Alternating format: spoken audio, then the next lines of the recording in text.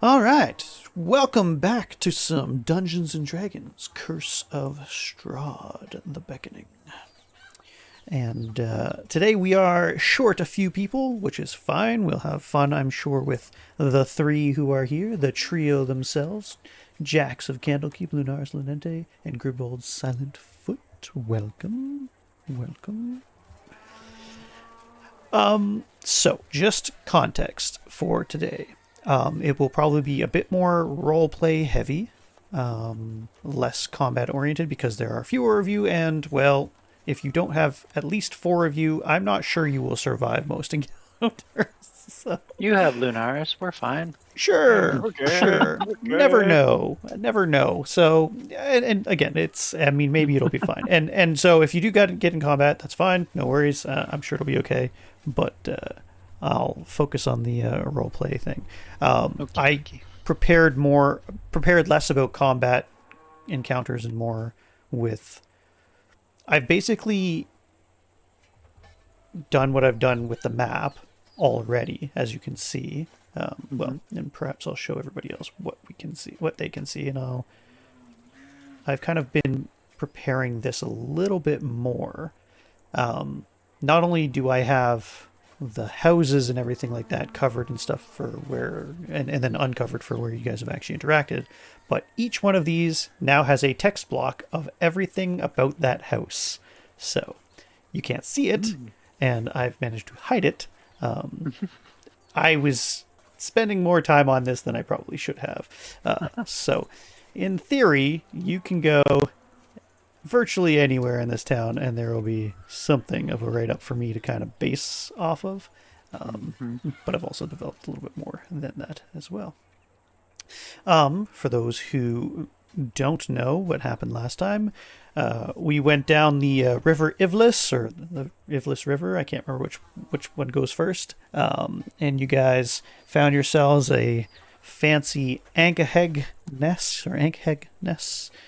and managed to beat Mom and Pop and kill a bunch of innocent babies of the four-eyed kind of more crab and ant-like creatures. And you guys got back. I believe you guys have finished up with Bildrath at Bildrath's Mercantile. It's just down here. Yeah, and he was about to tell or show us where the previous blacksmith owner was, or the apprentice. I don't think that's what it was. Yeah, so he said that the blacksmith in town has... he can't remember if it was that the blacksmith has died or if him and his family left. He suspects probably the first one, but he can't quite remember. Such things happen in this place. He doesn't mind kind of showing you the way or pointing the way. Anyway, he's not that nice. He'll say you have to go north, and then at the first cross to the right, you will discover him. Sorry, I'm a little laggy today for some reason. I'll show you here. So if you go this way, it'll be the first house after the corner. On somewhere around here is basically suggesting. Okay. So, but yes. All right. And do we want to just go ahead and go there? Yep. So I thank Bildrath for his time, and I give him a silver piece for his information. He'll do the sort of skeezy thing where he bites down on his like, oh, well, I must understand. Thank you so much for that. If you ever need anything, of course, come on down back to Bildrath Mercantile. We of course enjoy serving our customers. Yeah, absolutely, Bildrath. If you have anything for us, reach out to us. Jax and Lunaris, you kind of see him sort of look to the sky, and like his eyes kind of like almost very rodent-like in his own way, kind of like skitter about, look around, each corner, and then he moves at a fairly decent pace.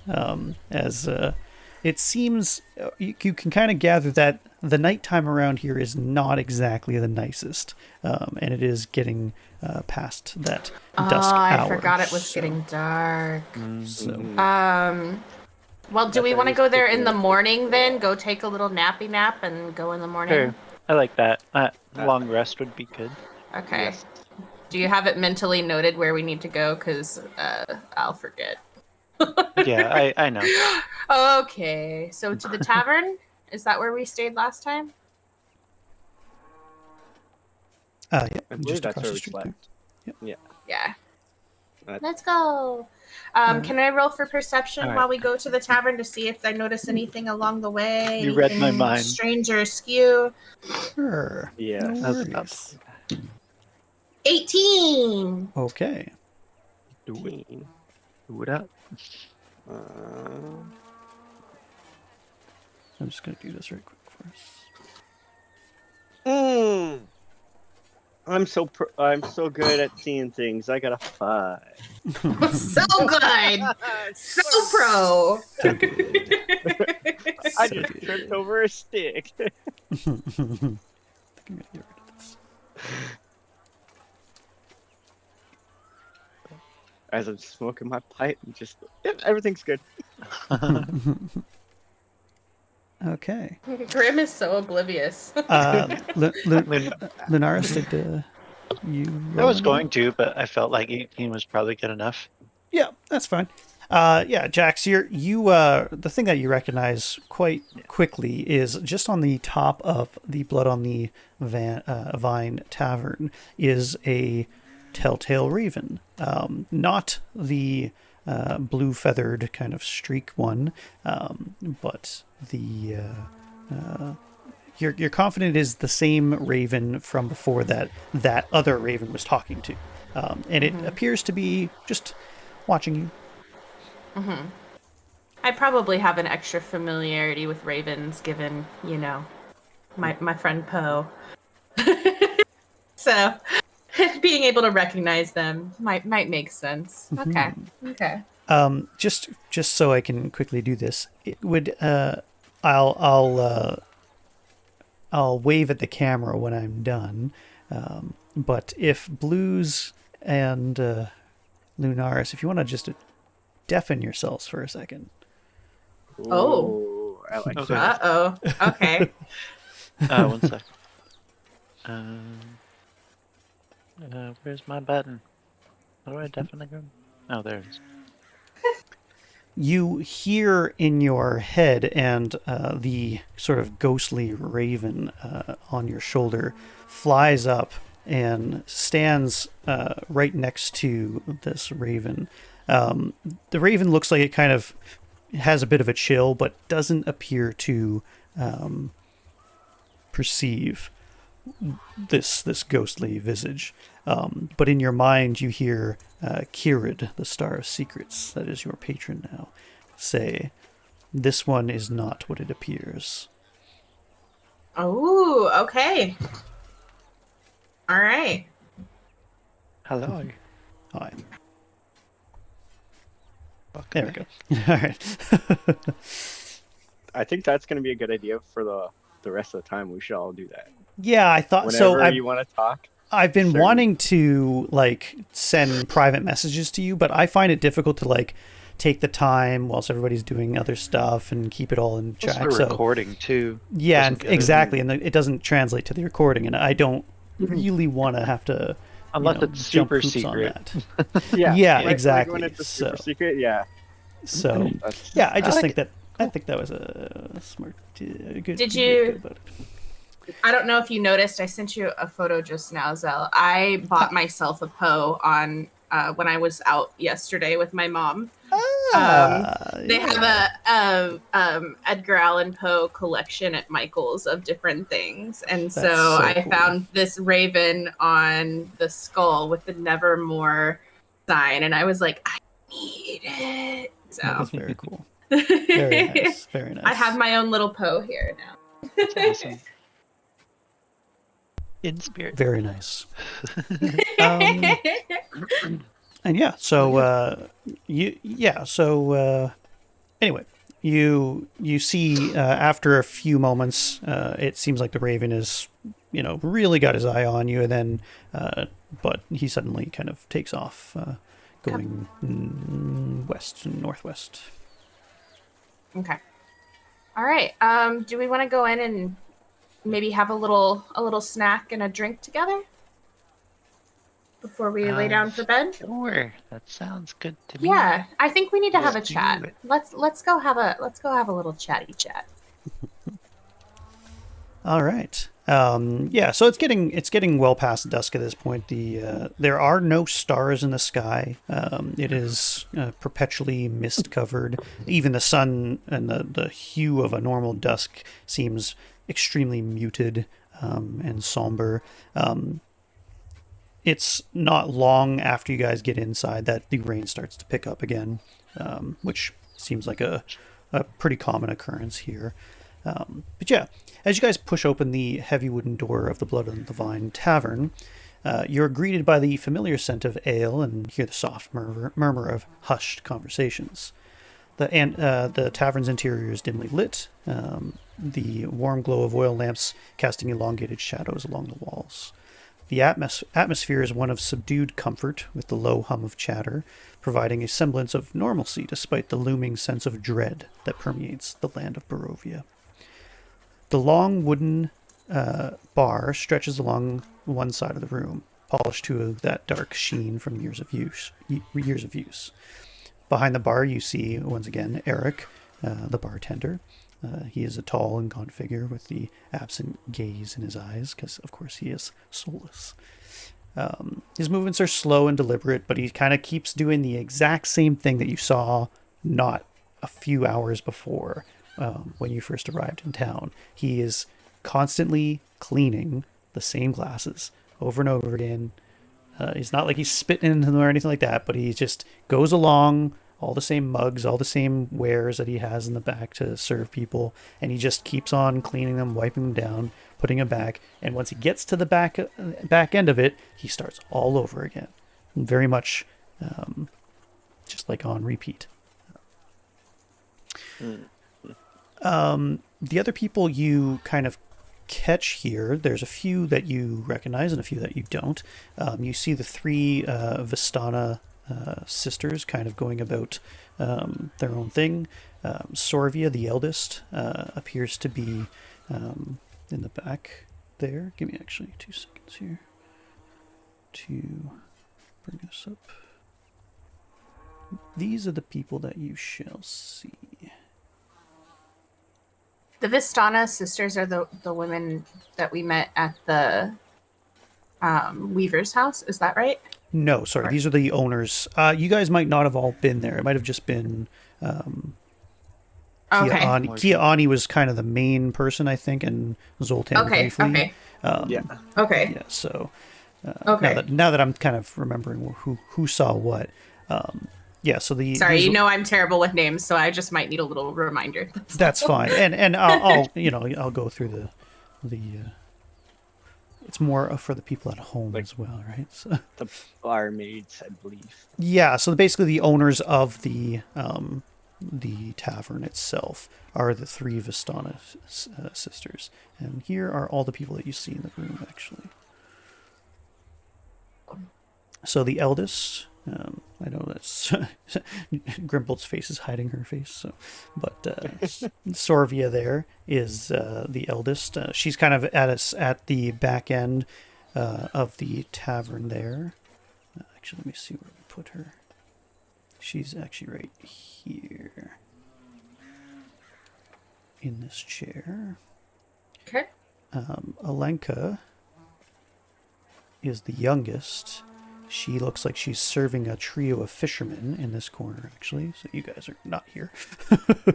Kinyaa'áanii looks like he's just getting a little tired and everything like that, and has decided, kind of had a bit of a rough fight there. Wasn't really helping as much as he wanted to, so he's just somber, and he kind of goes upstairs and goes to the room that you guys have paid for. Yeah, Mirabella is also kind of over here, sort of chatting up with Alenka, these three fishermen in the corner, which you can't see, of course, because I haven't unhidden them. I apologize.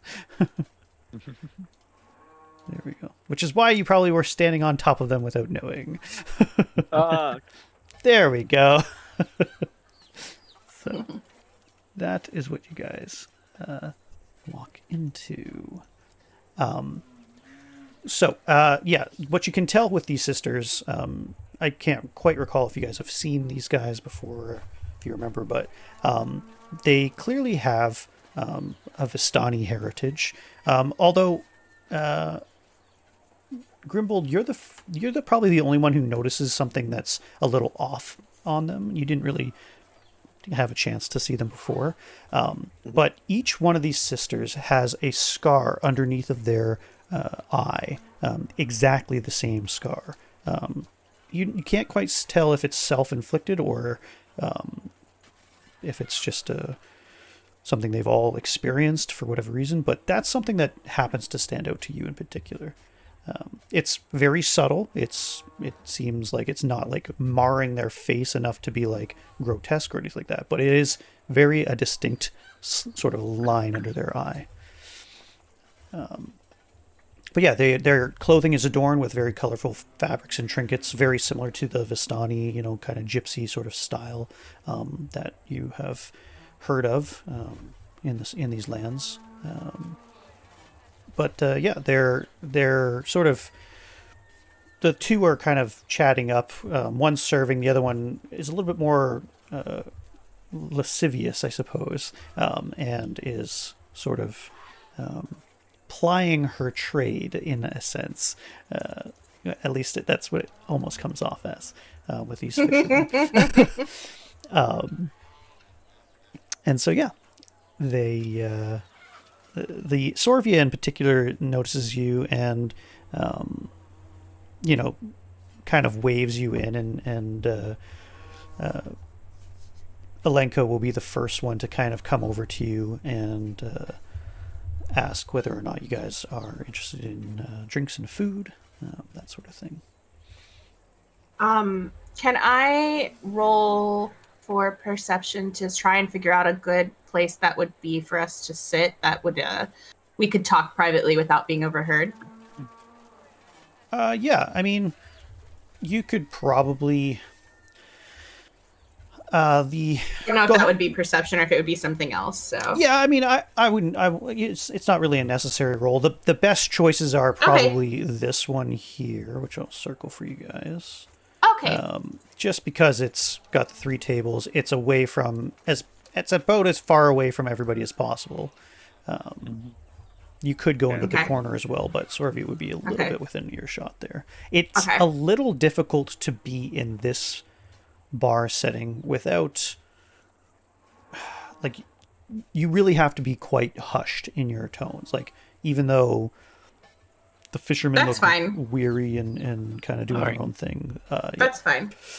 All right. Obviously, I'm wearing my cloak so I don't stand out and draw attention to myself either. Sounds good. But yes, please, may we have a seat at that table over there? And we'd like some wine. And what kind of food do you have? I believe the things on the menu are right now mutton and a potato stew, as I understand.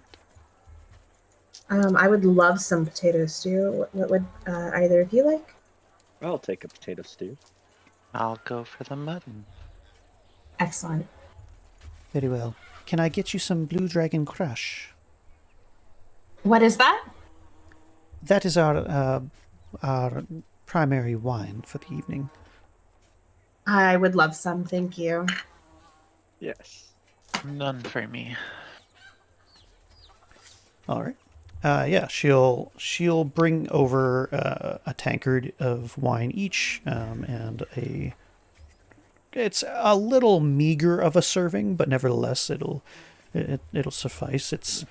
It's not gruel by any means, but yeah, the soup it's thick and it's kind of almost gravy like in its sustenance. So it's got probably like a meat base of some kind.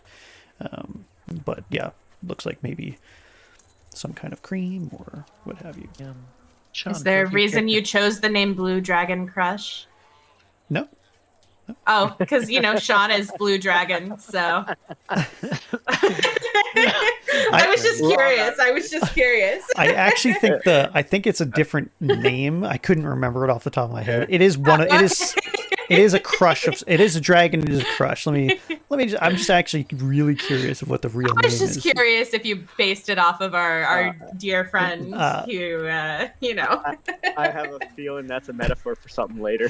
They're actually the one that actually it's when you just to retcon a little bit. I apologize. It's there is a dragon one, but they don't have that one available. Yeah, this one is actually called Purple Grape Mash number 3. Oh, okay. She kind of explains that the bowl of porridge, if you want some, there's a potato bread as well with it. A piece of bread and the porridge, pottage rather, or the stew or whatever, altogether will come to 3 copper pieces. And a simple cup is 1 copper piece, and a silver piece for a pitcher of the wine of Purple Grape Mash number 3. So 5 altogether each, or total? Well, yeah, is 1 silver and 4 copper? 1 silver piece for an entire pitcher. Sorry, so a copper for just a cup. So they come with fairly small, cups, and that's because it seems. So you can kind of gather that it seems that most people here are very poor. The 3 fishermen in particular, as you kind of take a bit more of a close glance in their way, they look like they have fairly sunken features. They're extremely tired. You notice that they are sharing each a third of a fish. So and the fish was maybe like this big, maybe 9 inches. So imagine catching a mackerel or something like that and having to divide it 3 ways. That's crazy. That is basically what they have. Not trying to get drunk, so I'm happy with my 1 cup of wine with my dinner. I just want something to drink. So anybody who does get the mutton, it is 5 copper pieces. It looks a little old if you do get it, and it is tough, and it's kind of similar to a meatloaf almost, but meatloaf that's been kind of there for a week or so. Yeah. So. I mean, right, it's not the worst thing you've ever had, but it's getting there. I will just subtract that from my money. Sounds good. Yeah, Yep. I gotta do that. Okay. And the money thing.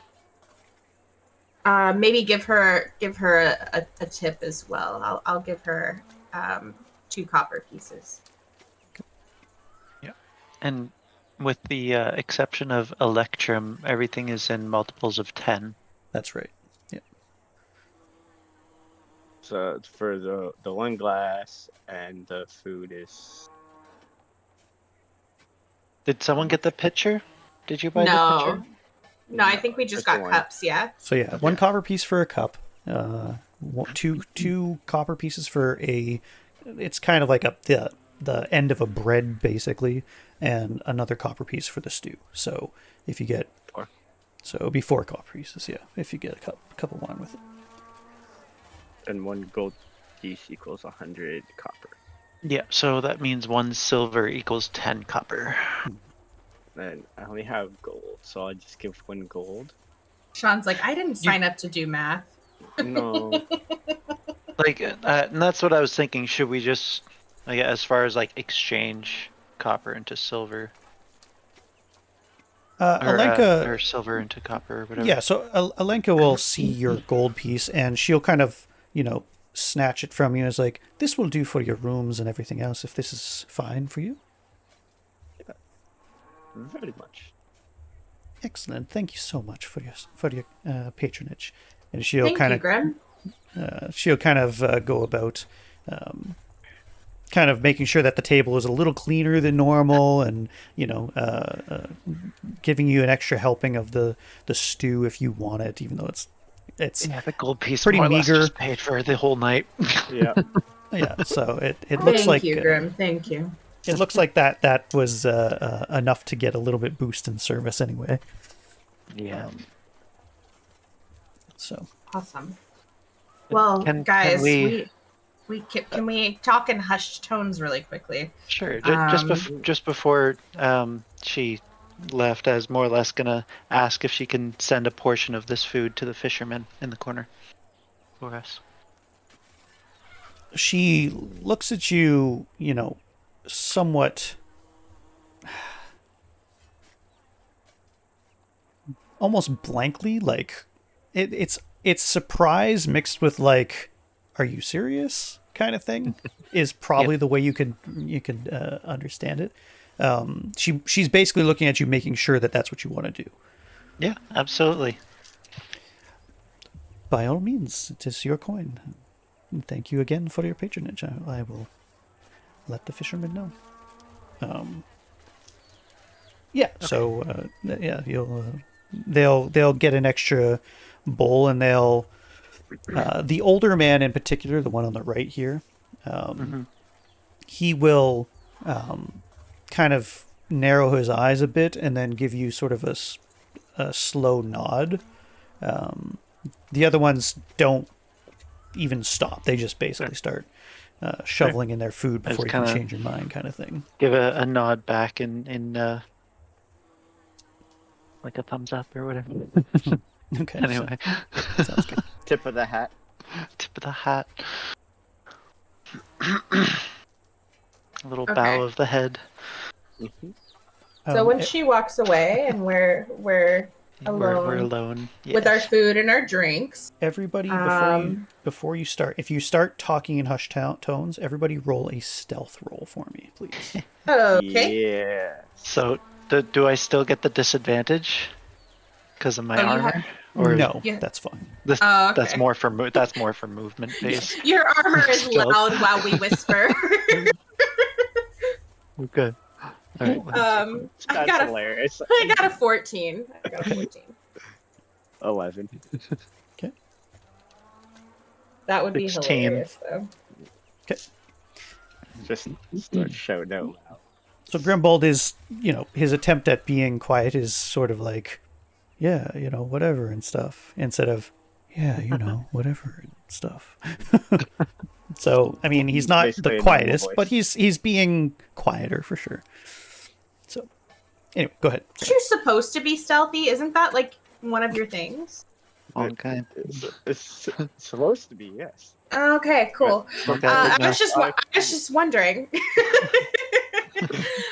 Anyway, so I'm talking in a quiet tone, and did you guys notice the raven outside of the building here as we were coming in? No, I didn't see anything. I thought I saw something flutter off of the roof, but I didn't think much of it. You remember the ravens earlier? I right? do remember those. Yeah. Is there some correlation? The ravens are not normal. There's something wrong with them. What? How so? What do you mean? I don't know. That's really all the information that I have, is that something is off with them. We need to be vigilant and paying attention to them and wary of them. And maybe we might be able to talk to some locals and see if we can, slyly get some information on these ravens. If they notice anything about them. That's a good idea. I'm sure we can't be the only ones that have seen these ravens. I just wonder if anybody knows anything about them, or if they even notice. I mean, you have these people walking around who are essentially soulless. Yes, I don't know. It doesn't even seem like the soulless part bothers any of the residents. Like they're aware of it, and they just accept it. Or there could be something more. I'm not sure. Exactly.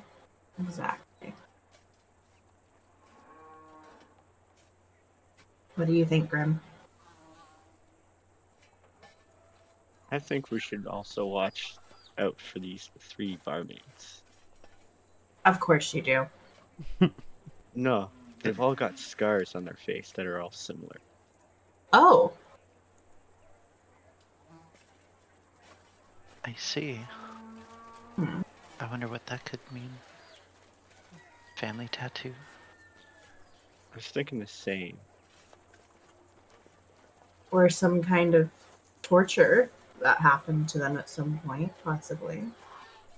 I'm gonna make a perception roll to see if people are listening in Sure. to what we're saying. I'll do a quick look around. 19 plus 1 is a 20. You're pretty confident that if anybody is actively, it looks like the fishermen have kind of gotten a chance to like eat, and they're more full than they have been, it seems, in a little while. So their chatter has kind of come up. They were kind of staring at you. Well, the older guy in the corner basically was the one who was really kind of eating slowly, kind of pondering you and everything like that. Not necessarily listening, but watching more than anything. The other two fishermen were kind of more absorbed. Now they're sort of chatting amongst themselves. Their mood is still somber, but nevertheless, like they appear to be grateful that their bellies are full, if at the very least, if not maybe jumping for joy to thank you or anything like that. Yeah. That might not be not the thing. Alenka looks like she has kind of gone back to the bar and is sort of just helping to clean up some of the dishes and stuff like that from apparently a previous patron. Mirabella, on the other hand, is at the bar. She's sort of like sitting back against, like her back against the bar, elbows back, chest kind of out a little bit, and is kind of looking at you very hungrily. Let's say it that way. Oh. She doesn't appear to be she looks like she could be trying to listen. You're not really perceiving whether she's succeeding necessarily, but you're pretty confident that when you look at Sorvia, she's doing everything she can to look like she's busy, but you think that she is sort of paying attention to you. Okay. If only I wasn't a paladin. Anyway, all right. I was just making sure. All right. Yeah, nothing to report. Continue. As you're, and just to give you a little bit more, as you are sort of peering over your shoulder and stuff like that, and kind of keep an eye out, you kind of hear a footsteps outside of the door, and a kind of burlier, very rough kind of looking gentleman. He's a bit shorter, maybe 5'4" comes kind of barging into the tavern as well, and he kind of stomps his boots on the carpet, kind of spits out the door just before it closes, although half of it kind of manages to still get some spittle on the door as it kind of swings back on him. And he kind of gets to the threshold here and kind of looks at you, and then he looks at Mirabella, gives a toothy grin, and then looks at Alenka and says, "Wine, pitcher!" And he'll kind of sit in the back corner, basically away from you guys. He kind of gives a really nasty scowl to you guys. You guys also recognize that his eyes look very, like, kind of crossed, like reverse crossed almost, and quite heavily damaged at some point there. But he looks like he's got the way of a hunter or something like that, or a trapper. He's got some furs on him. But yeah, very rough and tumble looking individual. This guy looks like he could be trouble. Yeah, it's possible. Or he just might be very nice. We don't know. Or maybe he had a bad day. Maybe. Look, it looks like Mirabelle is kind of the first one to sort of see him, and she kind of sits in a chair next to him. And they play at being attracted to, well, obviously the one guy's attracted to her, but she plays at being attracted at him. But any sort of hands or anything like that, what you notice right away is they get close, but either a deft hand or a little twist here, or a simple stare across the room from Sorvia prevents him from going any further than that. Oh.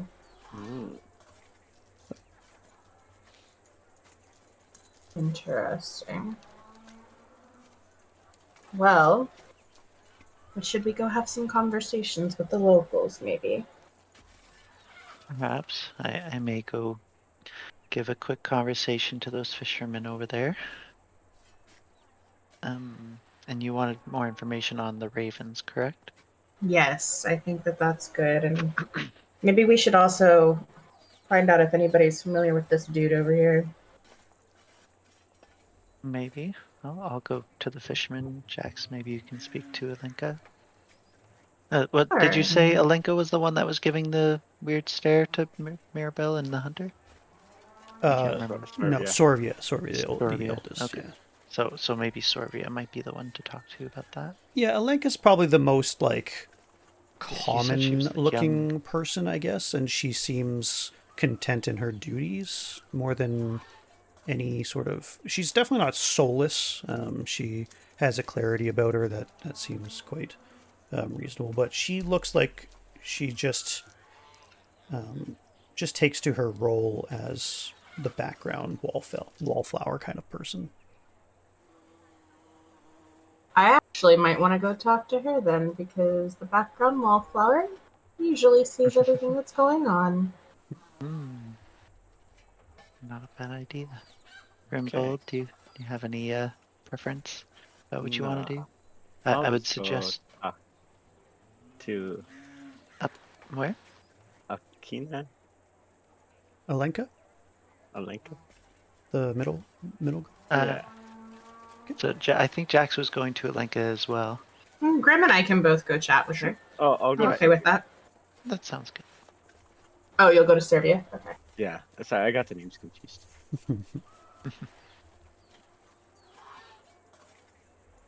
Okay. Alrighty. Sorry, give me 2 seconds. I'm just checking something up here. So we've finished our food, and let's take our whatever's left of our drinks. Yep. I mean, Alenka will probably come over to you if she sees that your food is done. She's not like used to just letting things. She seems like she keeps herself pretty active as much as possible. Okay, awesome. She'll even come over and start scooping up your plates and stuff at one point there. Well, Alenka, why don't you grab yourself a drink and have a seat with me? She kind of like, her eyes kind of like lock onto yours for a second and narrow a little bit, and then she kind of glances over her shoulder at her sister and shrugs, and then goes ahead and pours herself a cup of wine after piling your dishes to the side type of thing. It's like, what is it you'd like to speak about? We're just new to town, and we just want to meet people and make some friends and find out, what's going on here and just get to know everyone. So, did you grow up here? She tries to hide her slight laugh about the concept of friends, but she's like, it is so strange to see such foreigners sometimes. But no, as a matter of fact, I did not. We grew up with the Vestani tribes to come and go throughout the land of Borovia. How long have you been here? My sisters and I have taken over the proprietorship of this institution for 10 years now. So, since I was a young girl, anyway. Well, you must like it. It keeps me busy. Is there somewhere you'd rather be? I'm sure that you'll find the common answer to that, no matter who you ask, is that most people would like to be anywhere but in Barovia. I guess that's fair. It's a little bit dreary here, is it not? She kind of gives a kind chuckle, it's like, yes, I believe that is something of an understatement. Some of the people here are quite strange, too. Have you noticed? Well, being amongst my kind and the Vistani for most of my life, the contrast, of course, is quite extensive. So, What's the deal with the big guy over there? she kind of, looks, follows your gaze or whatever. Are you pointing towards the hunter? I kind of like nod toward him, just like, not super. I don't want to like point at him and be like, who's he? But like, like, that guy. It's like wink, wink, nudge, nudge. Yeah, like a subtle nod. That guy over there, like girls do when we're talking together, like Sure. Yeah. Oh, that is Valentin. He doesn't come here all the time, but he, he's a hunter in the area, and he sometimes scores big with his wolves and wolf pelts and that sort of thing. He is a reasonably strong man in any case. He looks a little grumpy to me. I don't know. She kind of like lowers her voice, kind of looks over, like pretending to like look twice and be like, well, with a face like that, I would be grumpy as well, I suppose. I kind of like hold my drink to her for a little cheers and, take a sip. Sure. And then, kind of looking around, I lower my voice a little bit and I'm like, so have you noticed anything strange with some of the wildlife here? Her eyes kind of like widen at that. It's like, so it looks like you have a pair of eyes yourselves, it seems. Keen senses, perhaps. Try to be aware of my surroundings, one might say. Is there a particular wildlife creature that you are speaking on? I have to admit that, well, most of the wildlife in Barovia is different. I've noticed.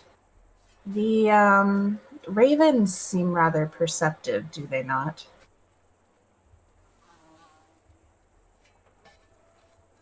She kind of nods at that. She doesn't really give anything. Give me an insight check. Okay. My insight. Okay, there we go.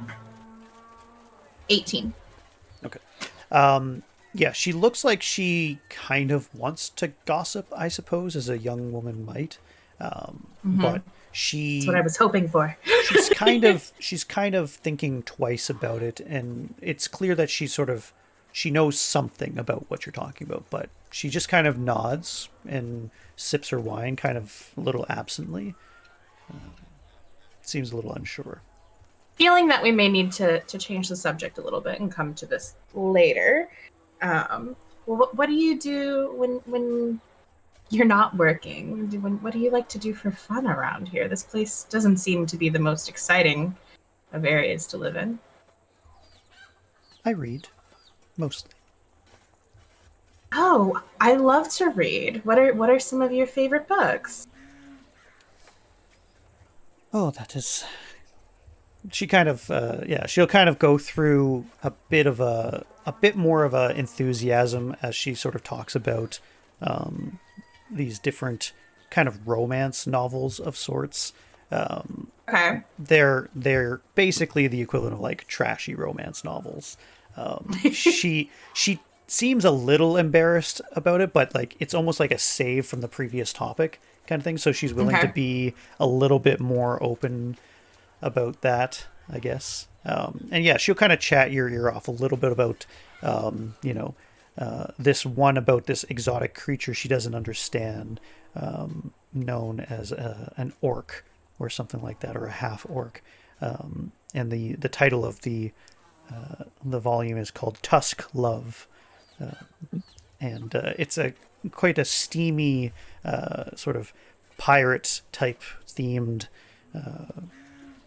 a story about this half orc, I guess, that falls for a certain maiden that he's kidnapped for his captain and is kind of trying to protect her and that sort of thing. And so she kind of goes into like maybe more detail than you want to talk about at first, sort of thing. But it seems like she really enjoys that kind of stuff. Eventually she'll say, I do, that she does read more than that, more than just fiction and everything like that. She writes quite a bit herself, and she has never shared any of that with anybody, but just sort of a casual hand at being a not necessarily a scribe, but just one who enjoys reading in general. So she get basically whatever she can get her hands on eventually. That's what she enjoys. But yeah. I do enjoy reading, and if I think we might be here for a while, so if there's anything of yours that you've written that you would like me to read, I would love to. She smiles at that and says, "We'll see. I would be too embarrassed to do that. I'm sorry. I as much as it's been enjoyable, I do have to get back to work. But it's a pleasure to speak with you." Always a pleasure. We'll speak again soon. she kind of politely nods and will grab your dishes and kind of take off after that. Okay. In the meantime, so Grim was going to talk to Sorvia. Is that was? Yep. Okay. All right, Grim. The pale green eyes of a wizened Vistana-looking woman sort of pierce you and narrow, although she does have a slight smile because she does find you interesting, because she doesn't see halflings very, very often. And it's very clear that that's what's making her stare at you.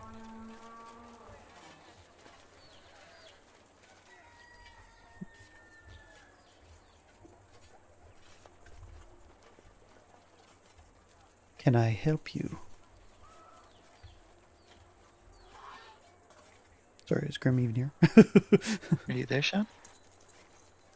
Is your microphone not working? Oh, never mind. He just sent me a message a little bit ago. We'll go. Did he? He just went. Step away. So funny. Yeah, you just stepped away for a Lunaris. second. We'll go to Lunaris instead. Yeah, no worries. Lunaris. As soon as you start walking towards the table, the three fishermen shift their seats. The two that were obviously, yeah, you're like immediately looking away from you, kind of thing, and they all turn to look at you.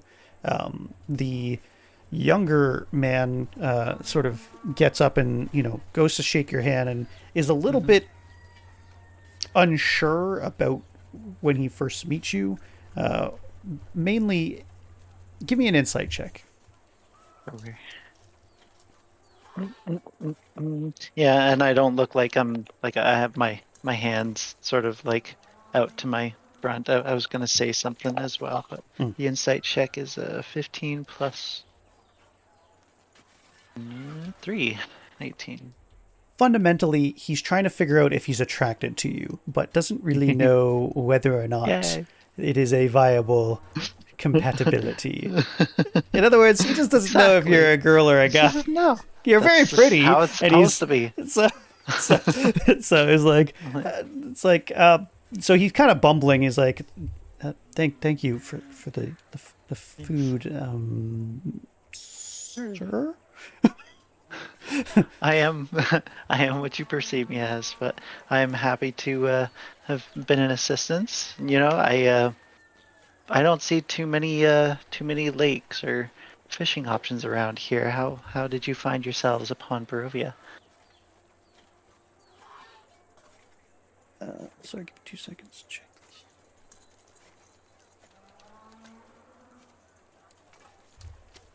this. Well, we have always lived here. My father, this is Radu. We just have always been fishermen, and this is our friend Emilian. Nice to meet you all, gentlemen. Radu kind of nods and then will kind of gesture for his boy to sit down, kind of thing. Is like, what is it you're looking for, if you wish to give us such charity, or is it you have something in mind? Do you need fishermen to hire? Is this what you're looking for? Why give us this food? Oh, go ahead. I was going to say, the boy looks a little bit mortified and seems to be a little bit more willing to accept kindness for what it is, but Radu is, while he didn't turn away your food, he thinks you have alternative. Yeah, of course. As a paladin of Helm, I am more keen to protect, but in such a dark place as this, I'm always happy to spread a little light where it is needed.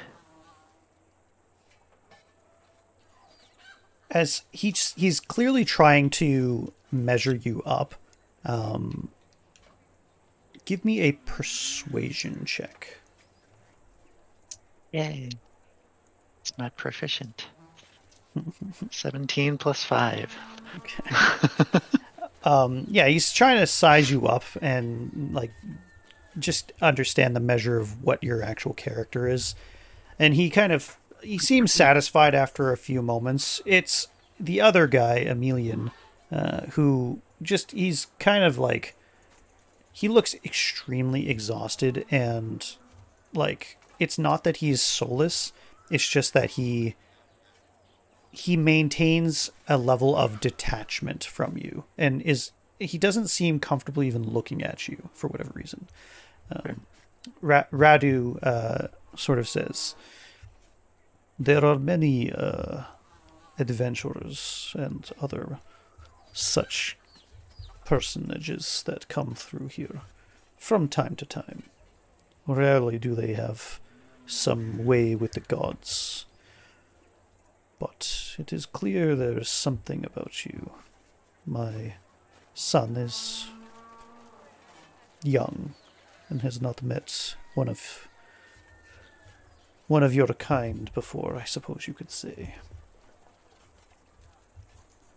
It's interesting that you say those things. In fact, we are looking for a little bit of information, and myself and my friends happened upon this place accidentally. We don't quite know how we got here or why we're here. But you mentioned other travelers have passed through here, and I assume don't make it. There's sort of a snicker from Emilian. He's like, that is a very gross understatement. There are some that make it, of course. Like, what is this man's name again? The coward? Radu kind of like gives a sort of harsh look to his friend, and he kind of answers your question more directly. He's like, there are some adventurers who manage to stay alive, survive, but this land is not kind to those who seek out adventure. It is best to be wary, survive. Whether it is because of the volatility of the land itself. He wouldn't have said that, actually. He's probably a little less intelligent than that. The danger of the land itself, or the lord that reigns here. Eventually, new visitors, they tend to be targets. I can understand why. Well, I appreciate your time and your information. I wish you well on your journeys and plenty of fish for the future.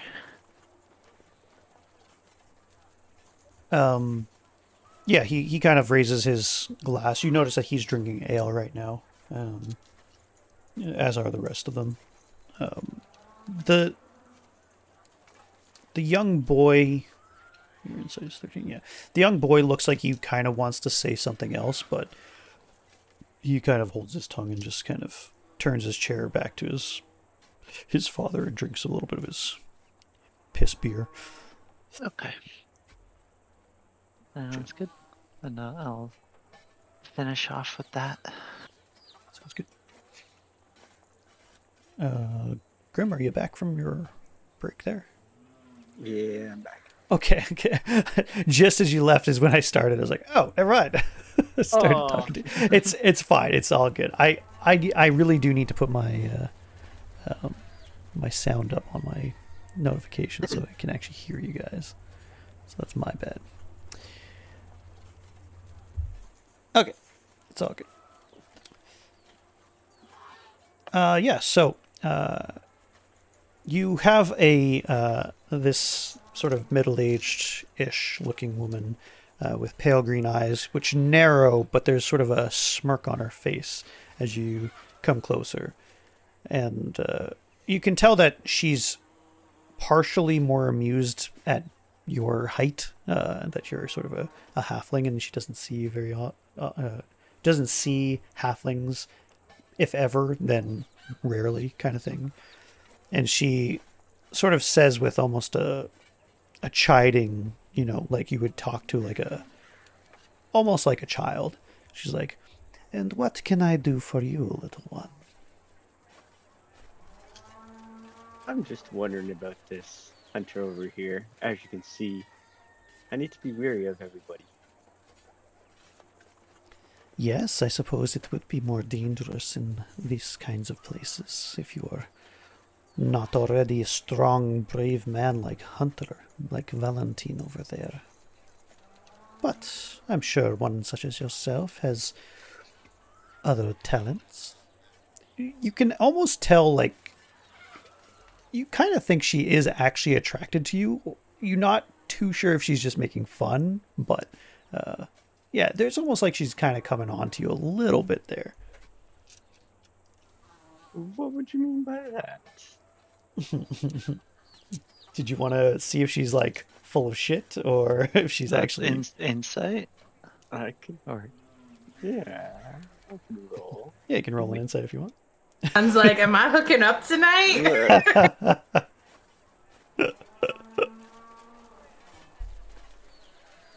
Hell yeah.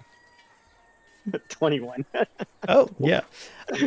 There's it's clear she's hamming it up a little bit, but she does seem to have some genuine curiosity about you.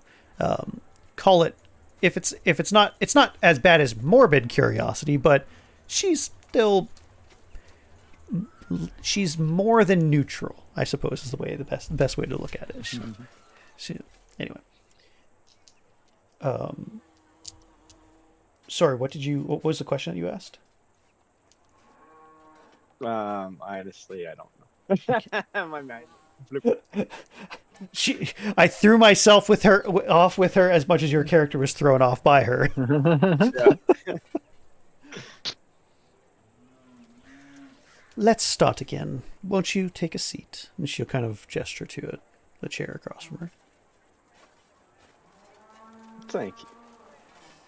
I am Sorvia. It is a pleasure to make your acquaintance, Mr. Grimbald. Mr. Grimbald. So, Mr. Grimbald, what is it you are doing here, you and your companions? We're just out on an adventure. Very brave to come to Barovia. Is this your chosen destination? What brings you here? That I cannot say. You can't say, or you won't say? She kind of plays with you a little bit on that one. I don't actually know. She laughs like pretty heartily at that and like draws the looks of some crowds. You notice that the hunter, for whatever reason, seems to be glaring at you. For whatever reason, but it looks like Mirabelle has his line of sight changed eventually.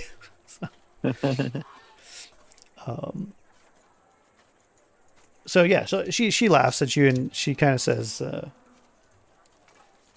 "Well, we now know that it is not necessarily your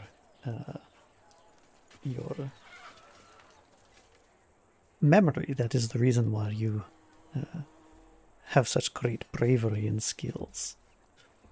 But perhaps there is something else. What is your specialty? Why are you here? Why do you join these strong, strange people that you are with?" Money, gold. At that, you know, and she kind of betrays herself pretty quickly, that now you're speaking her language. And she says, "Ah, you are in fact a man after my own heart, then."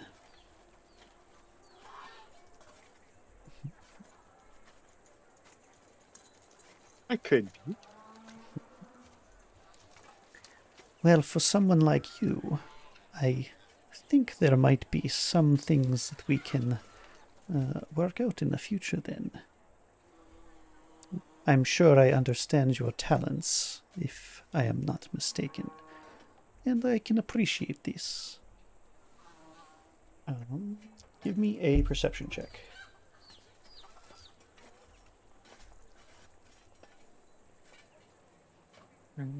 Move on.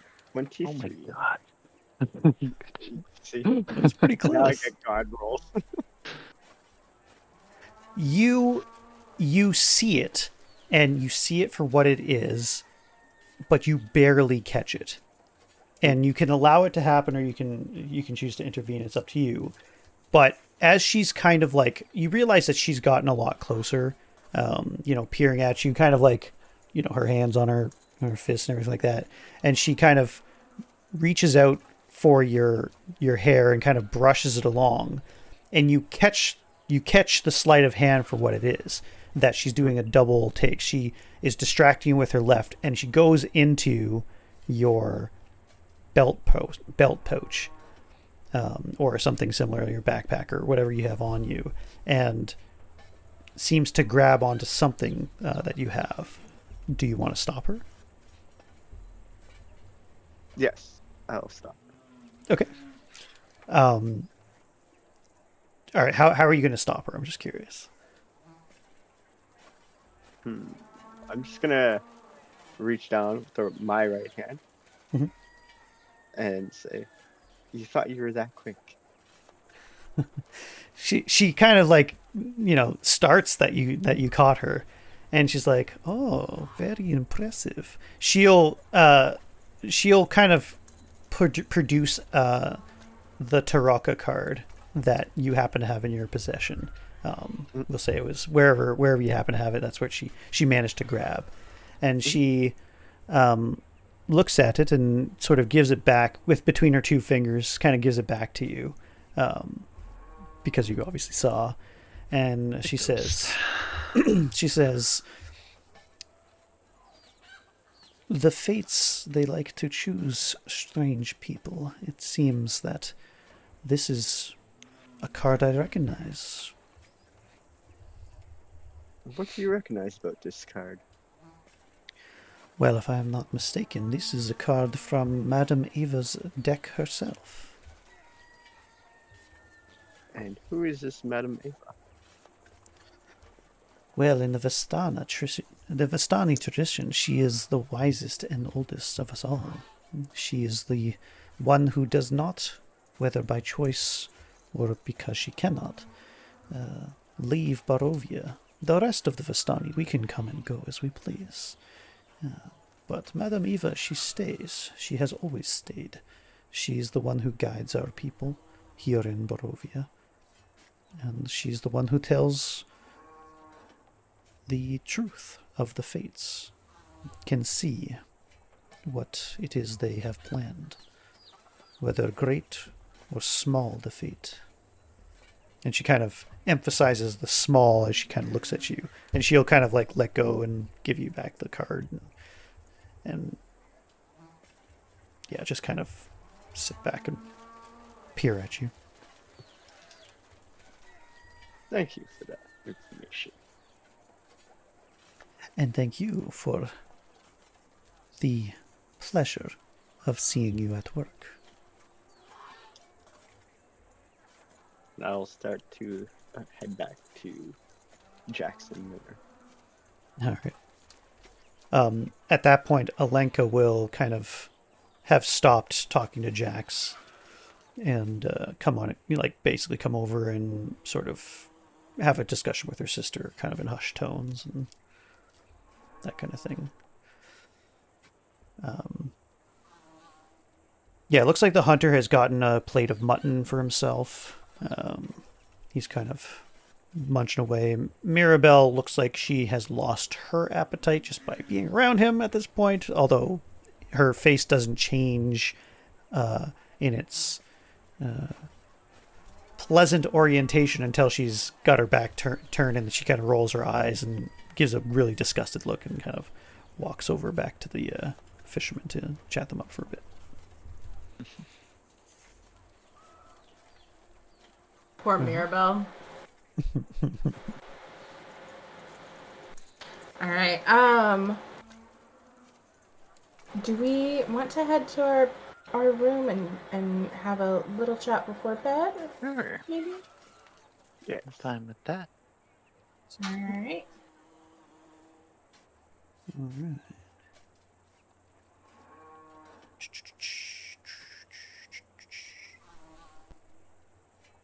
So you guys will have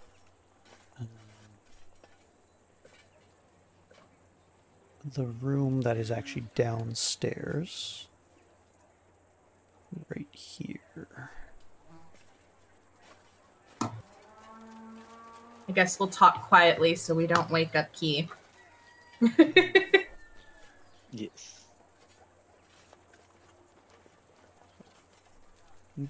There we go. That's what I was looking for.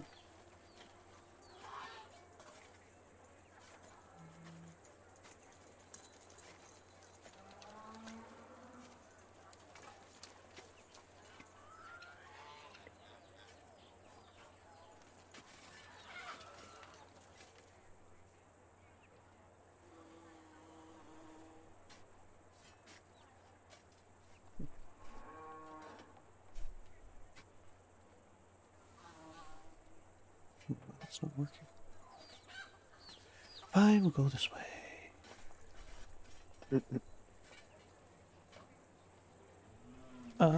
Sorry, give me a second here. I don't know why this isn't working for me right now.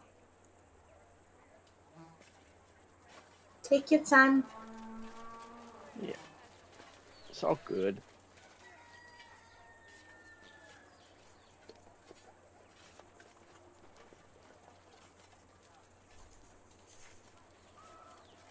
Yeah, I figured that we would have had enough extra food to spare with the service we were getting from a gold piece.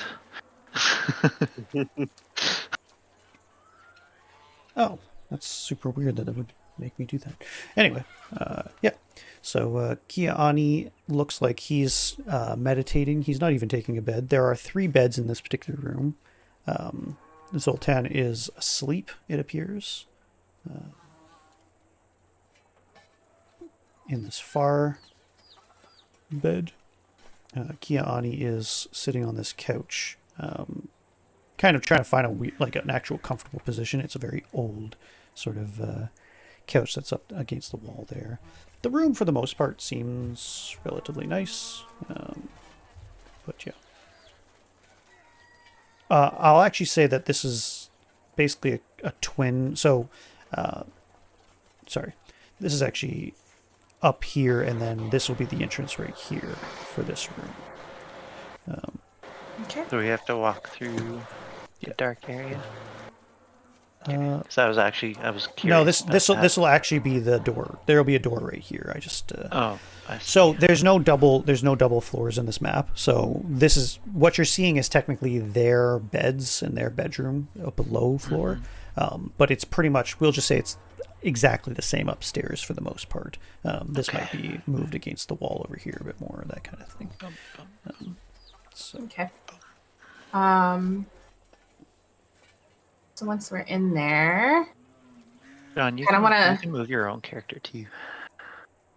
talk quietly to Yeah. make sure that we don't wake everybody else up. I know it was kind of janky for me a little bit. Janky.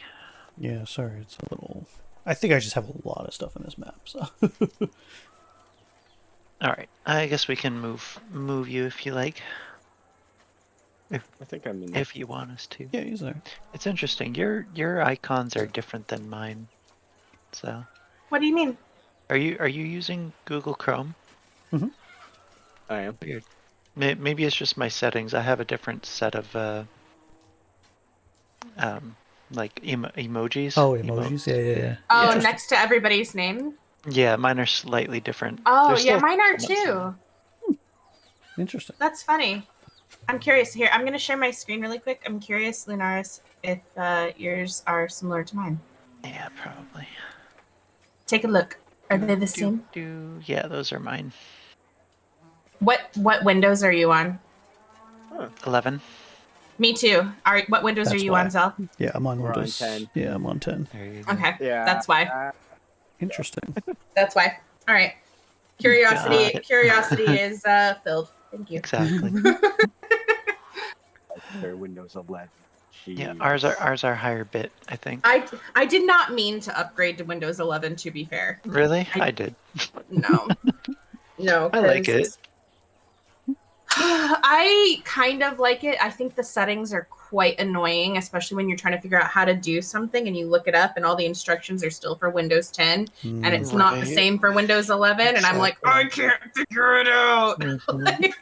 To me, Windows 11 is Microsoft's attempt at copying Apple's Mac OS. Absolutely. Absolutely. Oh, I am so glad I haven't updated that. It's very Oh. similar to Mac OS, I but love in a Windows Mac. format. Fuck that. I can't- love right. Mac. No, So that's bullshit. I'm not doing it. I'm not doing it. Nope. Fuck that shit. I'm fine with 10. But yeah. I love Mac. So I'm okay with it. I worked for Apple for a little while. Oh yeah. I Sort of. remember that. I'm familiar. I like the combination of the two. It's like I hate Apple, but I don't mind Mac. I love the operating systems for Apple and everything. So, but that's just me. It's just me. Okay. Anyway, sorry, tangent. It's all good. It's all good. Yeah. So,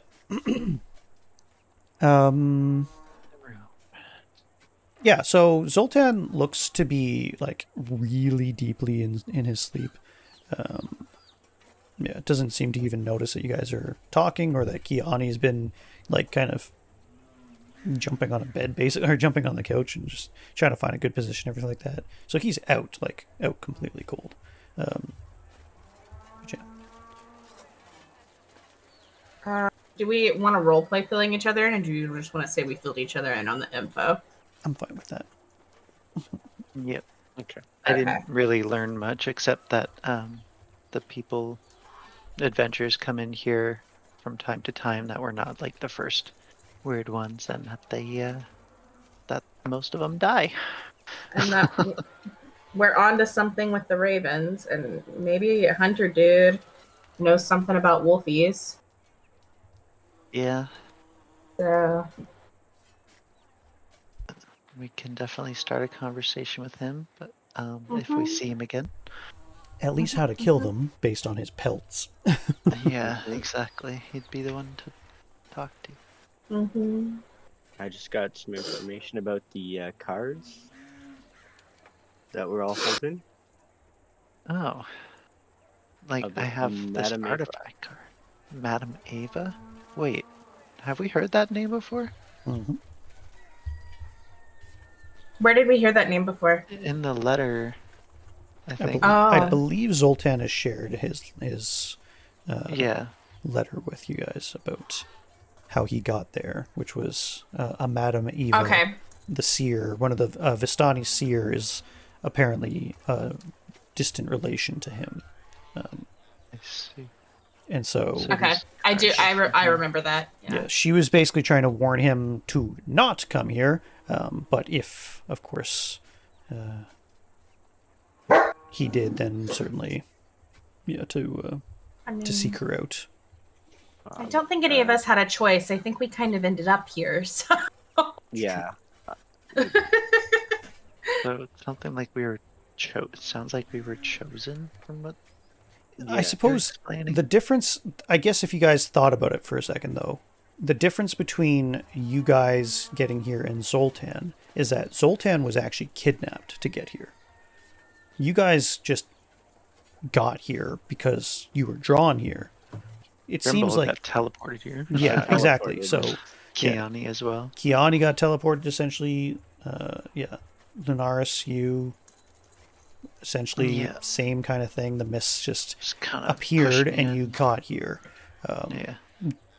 Grimbald literally teleported here, like through a book kind of thing. Mm-hmm. Straight mist and riven and, never-ending Jax. story level kind of. Same thing still happened to doesn't know. Jax. Yeah. I almost still got doesn't- murdered by some fog. It's fine. Yep. But yeah, it like Zoltan's the only one who. Go ahead and give me a.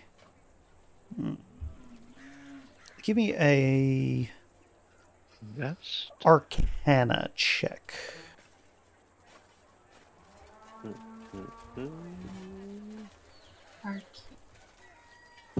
Oh no. I rolled a nat 20 and I got +3. Dang. I Okay. have no idea what you guys are talking about with my 3. That's 3. So, yeah. So, Jax, you're very confident that So I'm kind of explaining it to you, a little bit more than I probably could have, but like you're getting everything that I'm putting. Jax is getting everything that I'm kind of saying. Zoltan was not drawn in by any sort of mystic force. He had to be physically taken into this land, into Barovia. Whereas the rest of you, for whatever reason, the forces that are playing with you, whatever they might be, you call them fate, you call them, gods, whatever it is, they seem to be able to play with you like thread on Interesting. on fingers kind of thing.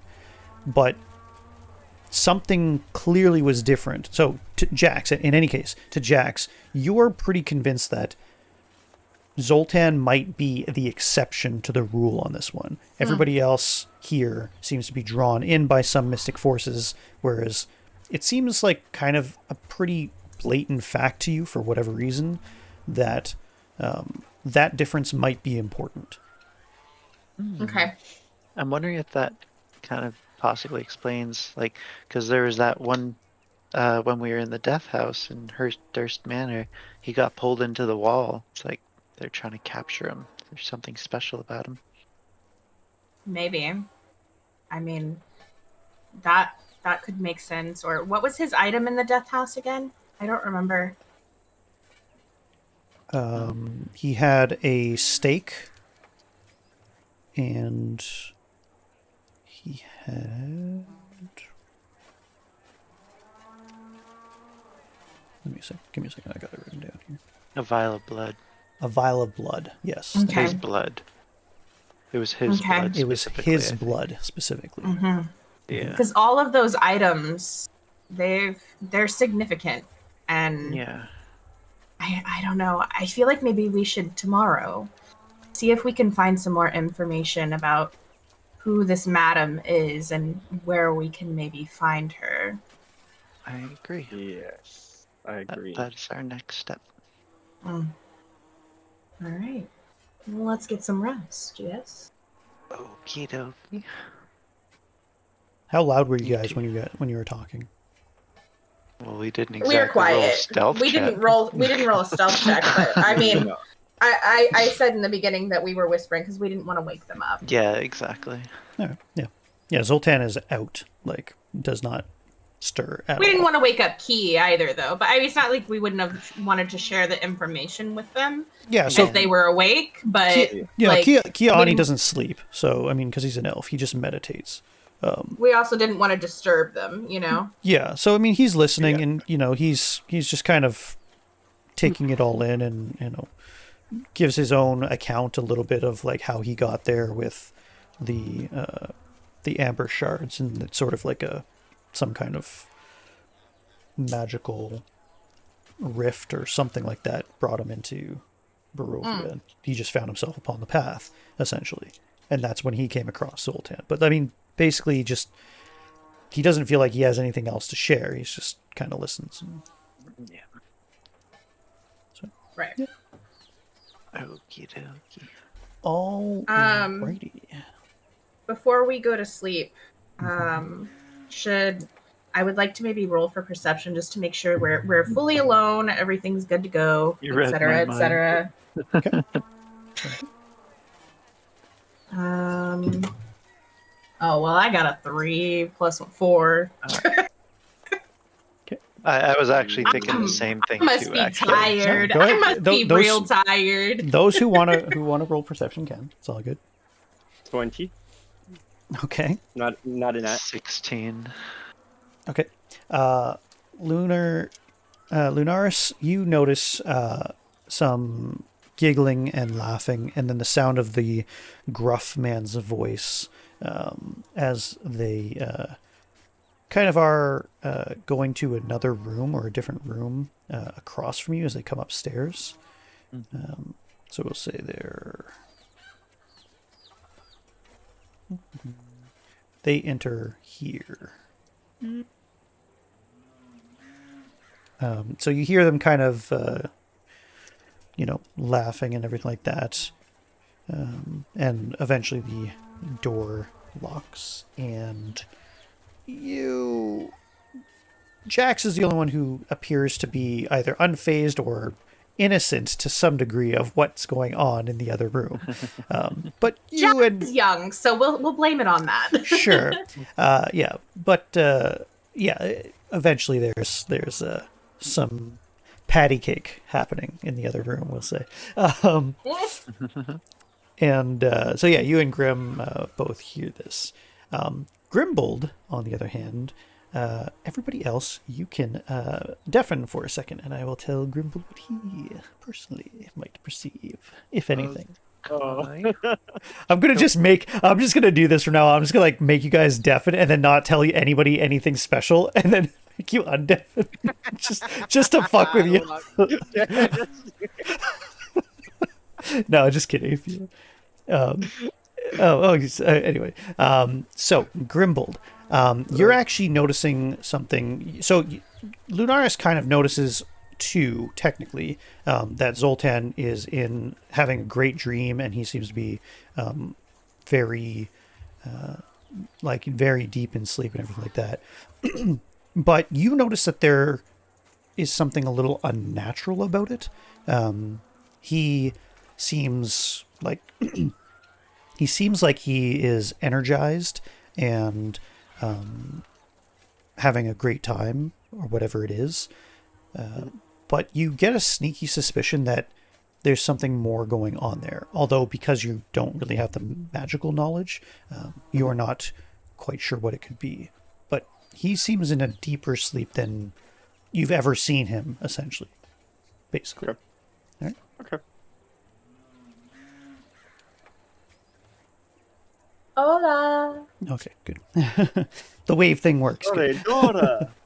I don't know if you guys caught me saying that I'm just going to make you guys deafen randomly and then say nothing unique for the person just to fuck with you guys. Oh, that'd be so mean.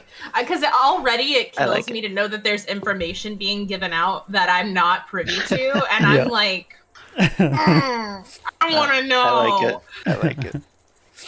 Anyway. Sounds like someone's having a good time over there.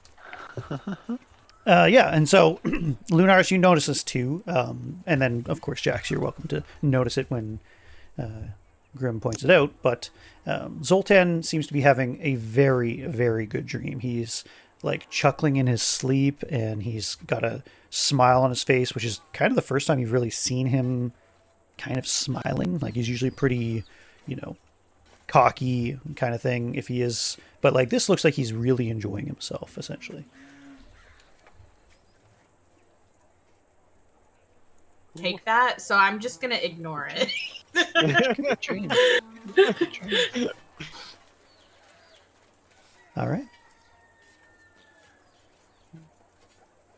And so you guys are just going to go to sleep for the night and that kind of thing? Take a long rest type of thing? Yep. I think that sounds good. Sounds like a plan. So we can hit the long rest button on our... The long rest. Where's that? I know it's here somewhere. Long rest, there it is. Take long rest. And remember, when you click take long rest, you have to click again to confirm.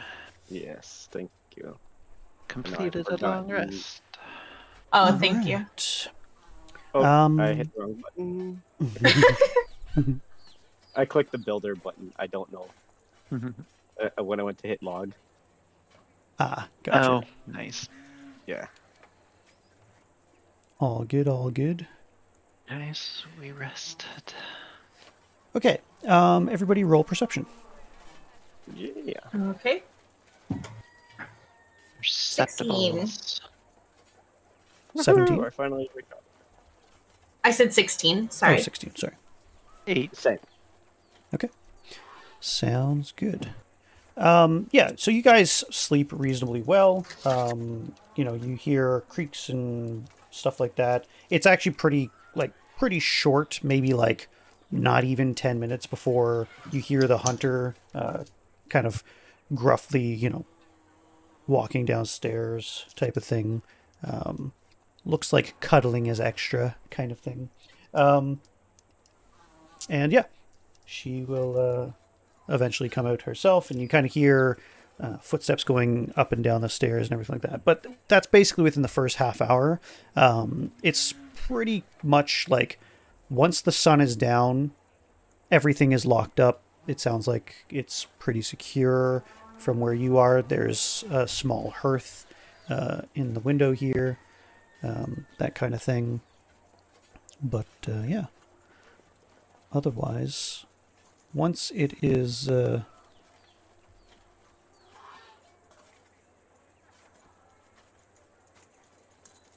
nighttime, it seems like the tavern is secured, and it is very, very quiet, from what you can tell. And yeah, so you guys appear to sleep quite well. It's the first time you've had a bed in quite a while, so you're in a kind of a deeper slumber than usual.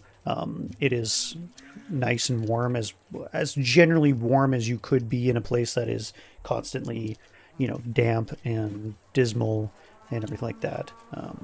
And so you have a little bit of coal in the fireplace up here, kind of thing, which seems to double up from the fireplace just underneath of you, the room beneath you, which you suspect is where the primary owners of the home make their residence. You can kind of hear them shuffling around in very, very muted noise for about an hour after you guys kind of wind down yourselves. And then it's very quiet. It seems like once the sun is down, people just shut down themselves, which is pretty normal in general in most cultures that don't have electricity. So, but yeah, so basically by about 9 p.m. ish, that's when everything is gone. Jax of Candlekeep. Yes. Yes, that's me. You have some of the most intense, pleasurable dreams you've ever had tonight. Oh, okay.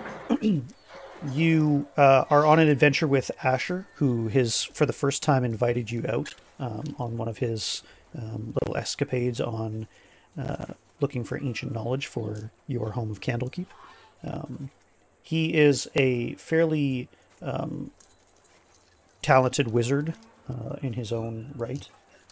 But in this dream, and you know it's a dream to some degree, but the fantasy of it and the pleasure of it, it's just nice to be with your brother again, essentially.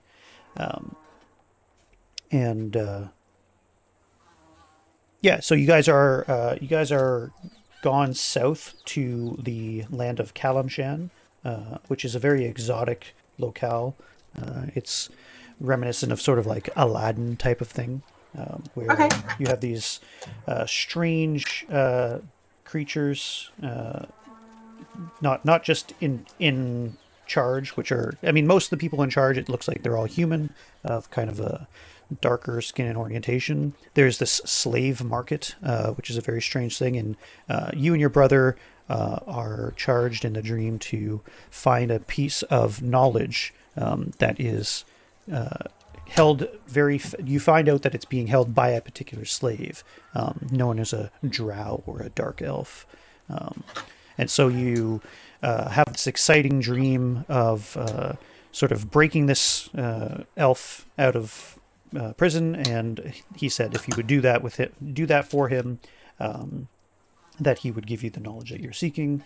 And you go on this absolutely fantastic adventure, and in the end you not only gain this secret knowledge, which is an entrance to what is known as the Underdark, this cavernous other world that is beneath the Forgotten Realms, or of the continent that you currently live, of Faerun, and below that you're told that there is magic and power and secrets that have never been known, not just of his own people, of the drow, but of the Duergar and of the Zverfa Nibli, the dark gnomes and the dark dwarves, or deep dwarves and deep gnomes, that you've only ever read about in books. And you plan a new adventure to go and find this entrance together. And your brother is extremely proud of you. He's super happy to have had you along, and he was doubtful at first, but now he has great confidence that you're not only going to be a powerful spellcaster in your own right one day, but that you can even teach him a few things. And he's just proud to be your brother. Oh, that's a nice dream. And then you wake up, and God damn it! And my brother's dead. And you are in a house. I'm in a house. A dismal house, in fact. It is rancid with death. You look behind you and you realize that a boarded up door has been broken open. Your clothes are soiled. In fact, the clothes that you normally would wear to bed, you have apparently replaced them with your regular adventuring clothes. That kind of thing. And that's where we're going to take our break for now. Wait, so I'm not at the inn anymore? Nope. Or you're still asleep.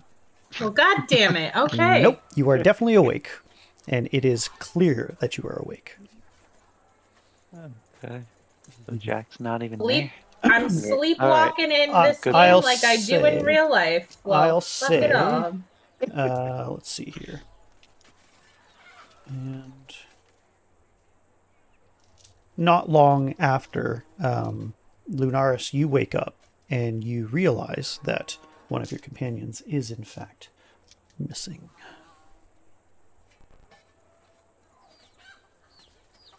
But we'll stop there for just a moment so we can take a break because I... Oh my god.